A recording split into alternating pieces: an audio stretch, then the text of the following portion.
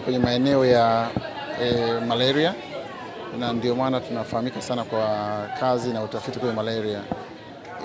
Sisi ni taasisi ya kwanza kufanya majaribio ya chanjo ya malaria ambayo majaribio ya awali hayakuwa na mafanikio sana, lakini hivi siku za karibuni tumeshiriki katika chanjo ambazo zimekwenda mpaka kufikia kuthibitishwa na Shirika la Afya Duniani kwa ajili ya matumizi ya binadamu, na katika nchi zingine tayari wameishaanza kuchanja watoto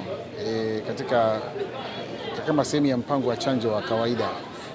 Lakini eneo lingine pia ambalo tumefanikiwa ni eneo la kwenye vyandarua, utafiti wa vyandarua. Tulifanya utafiti ambao ulipelekea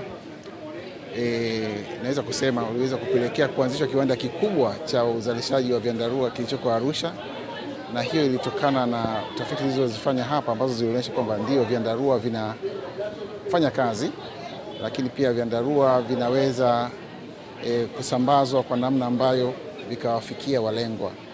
Kwa hiyo na ikaonekana kwamba kuna uhitaji au kuna demand ya vyandarua katika jamii, katika kaya, na hivyo kupelekea kuanzisha kiwanda ambacho kinazalisha kwa wingi sana vyandarua ambavyo vinasambazwa sio Tanzania tu, hata nchi za nje.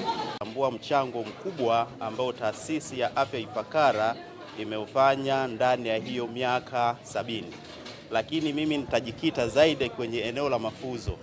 Sisi kama taasisi jirani ambao sisi tunahusika zaidi kwenye mafunzo, Ifakara Health Institute imekuwa ni taasisi ambayo imetusaidia sana kuhakikisha kwamba vijana wetu wanajifunza katika mazingira mazuri.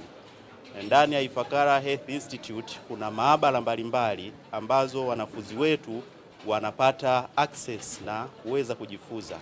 Lakini vile vile Ifakara Health Institute unakuta kwamba kuna wanasayansi mbalimbali ambao wanasayansi walioko hapo wanatumika vile vile kufundisha wanafunzi wetu wa chuo kikuu. Kwa hiyo wanafunzi wetu wanaweza kupata mafunzo mengi hasa kwenye research, kwenye tafiti. Kwa hiyo wanaweza wakajifunza zile mbinu mbalimbali za tafiti. Kwa hiyo mchango wa Ifakara Health Institute ni mkubwa sana kwenye mafunzo ndani ya Ifakara, na naweza nikasema ndani ya nchi, kwa sababu sisi tunapokea wanafunzi kutoka sehemu mbalimbali.